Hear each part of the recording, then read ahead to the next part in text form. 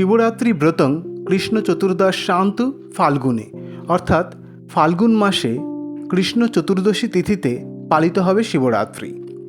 ওই দিন একটি বিশেষ দিন, যেদিন আশুতোষ শিব মানবগণকে পরম মুক্তি প্রদান করেন।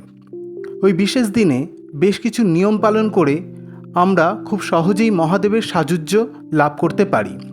শিবরাত্রিতে সকাল থেকে রাত্রি অবধি কীভাবে চলবেন, গৃহে কী কী নিয়ম পালন করবেন এবং কী প্রকারে শিব পুজো করবেন, এর সাথে ওই দিন কী কী করা একেবারেই উচিত নয় তা বিস্তারিতভাবে আমি এই ভিডিওতে জানাবো। তাই ভিডিওটি শেষ পর্যন্ত দেখুন, আশা করি আপনারা উপকৃত হবেন। শিবরাত্রির এই মহাতিথিতে একজন মহাপাপী ব্যাধ অজান্তে শিব অর্চনা করে শিবলোক প্রাপ্ত হয়েছিল, এই গল্প আমরা সবাই জানি। তাই বুঝতেই পারছেন এই তিথির মাহাত্ম্য কী। তাই সামান্য কিছু নিয়মকানুন আপনি মেনে ওই বিশেষ দিনে শিব আরাধনা করলে মহাদেবের অপার কৃপা লাভ করবেন, এই বিষয়ে কোনো সন্দেহ নেই। তাই আসুন প্রথমে জেনে নেওয়া যাক ওই দিন আমাদের কি কি করতে হবে। প্রথমত, ওই বিশেষ দিনে সকালে ঘুম থেকে উঠে বাড়ির বিছানা পরিষ্কার করে তাতে নতুন বা কাঁচা চাদর পেতে দিন। বাসি বিছানা সব পরিবর্তন করে দিন। ঘরের ধুলো ময়লা পরিষ্কার করে স্নান করে নিন। ওই দিন তেল মাখবেন না। স্নানের পর একটু জল নিয়ে সূর্যদেবের উদ্দেশ্যে অর্ঘ্য প্রদান করে মনে মনে শিবরাত্রি ব্রত পালনের সংকল্প নিন। এরপর নিজের বাড়িতে শিবলিঙ্গ থাকলে সেই শিবলিঙ্গকে জল দ্বারা অভিষেক করুন। শিবলিঙ্গের যোনিপীঠ অবশ্যই উত্তর দিকে করে রাখবেন এবং নিজে উত্তরমুখী হয়ে বসে শিব পুজো করবেন। এরপর শিবলিঙ্গে পুষ্প, বিল্বপত্র এবং একটি গোটা ফল অর্পণ করে শিবমন্ত্র জপ করুন। পরে সম্ভব হলে পঞ্চামৃতে মহাদেবের অভিষেক করুন। সাদা পুষ্প, অপরাজিতা, আকন্দ, ধূত্রা, বিল্বপত্র শিবলিঙ্গে অর্পণ করুন। কর্পূর জ্বালিয়ে শিবলিঙ্গের আরতি করুন। দীক্ষিত হলে অবশ্যই শিব পুজোর আগে নিজ গুরুমন্ত্র জপ এবং ইষ্টপূজা বা নিত্যক্রিয়া করে নেবেন। দ্বিতীয়ত, শিবরাত্রিরে উপোস করা আমাদের সকলের উচিত।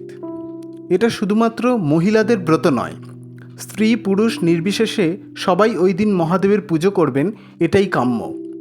কারণ এই শিবরাত্রি ব্রত যার দ্বারা প্রথম পালিত হয়েছিল সেই ব্যাধ ছিলেন একজন পুরুষ। এই কি মহিলারা খুব শীঘ্র শিবকৃপা লাভ করেন, এটা মহাদেবের মহিলাদের প্রতি একটা বর দেওয়া আছে।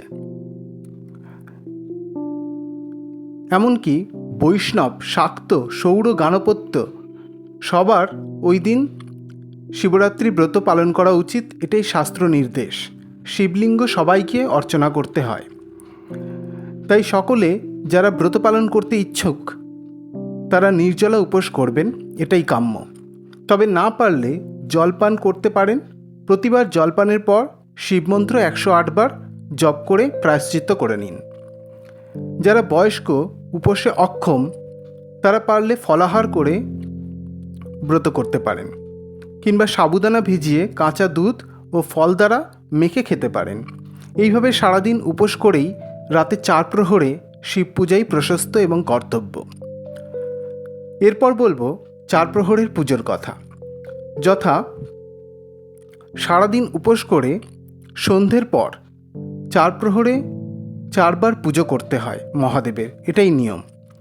প্রতি প্রহরে পূজার উপাচার সম্পূর্ণ নতুন হওয়া বাঞ্ছনীয়। অর্থাৎ যে ফল বা ফুল আপনি আগের প্রহরে ব্যবহার করেছেন তা নির্মাল্য হয়ে গেছে, তার পরের প্রহরে ব্যবহার করবেন না। নতুন ফুল, ফল, জল বা অন্যান্য সামগ্রী প্রতিটা প্রহরের জন্য আলাদা করে জোগাড় করে রাখুন। প্রথম প্রহরে দুধ দিয়ে অভিষেক করে পরে জল দ্বারা শিবলিঙ্গ স্নান করিয়ে ফুল ফল অর্পণ করুন। দ্বিতীয় প্রহরে দই দিয়ে অভিষেক করান এবং পরে জল দ্বারা স্নান করিয়ে নতুন ফুল, ফল, বিল্বপত্র, ধূপ, দীপ ইত্যাদি নিবেদন করুন। তৃতীয় প্রহরে অনুরূপভাবে ঘৃত দ্বারা অভিষেক করে পরে জল দিয়ে স্নান করিয়ে যথারীতি পুজো করুন।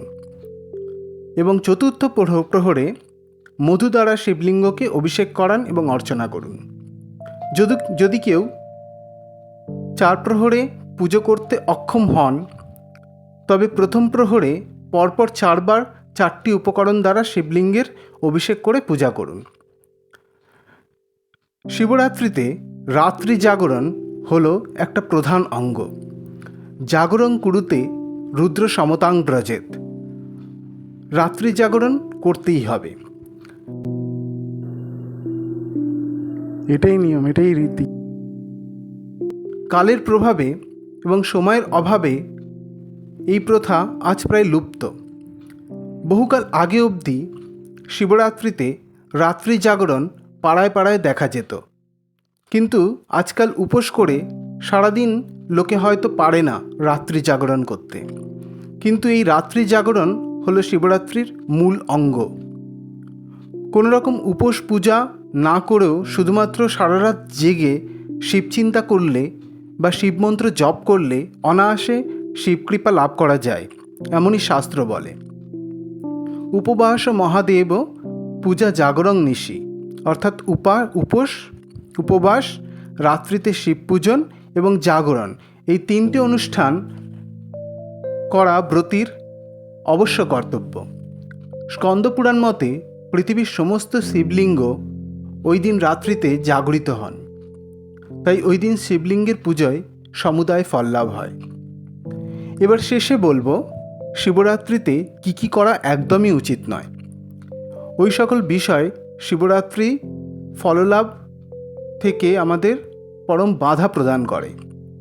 ওই দিন কোনো রকম ভোগবিলাস, জুয়া খেলা, দিবানিদ্রা, মদ্যপান করবেন না। কোনো কারণে দিবানিদ্রায় গেলে উঠে 108 বার ওম নমঃ শিবায় বা ওম নমো নারায়ণায় এই মন্ত্র জপ করে নিন, করে প্রায়শ্চিত্ত করুন। পরের দিন সকালে স্নান করে শিবলিঙ্গে জল দ্বারা অভিষেক এবং পুষ্পাঞ্জলি দিয়ে পারণ মন্ত্র পাঠ করে ব্রত ভঙ্গ করুন এবং চতুর্দশী চলা অবধি নিরামিষ ভোজন করুন। পরের দিনও দিবানিদ্রা একদমই নিষিদ্ধ। সূর্য অস্ত গেলে নিদ্রায় যাবেন, এটাই নিয়ম। এইভাবে সম্পন্ন করুন মহাশিবরাত্রির ব্রত। ব্রত শেষে কোনো ব্রাহ্মণের মুখে ব্রত কথা পাঠ করে বা নিজেও পাঠ করতে পারেন, করে কোনো ব্রাহ্মণকে দক্ষিণা দিয়ে তবেই উপবাস বা ব্রত ভঙ্গ করবেন। এইভাবে ব্রত পালনে আপনি অবশ্যই শিবকৃপা লাভ করবেন, এটাই আশা করা যায় এবং এটা কোনো সন্দেহ নেই। জয় শিব শম্ভু।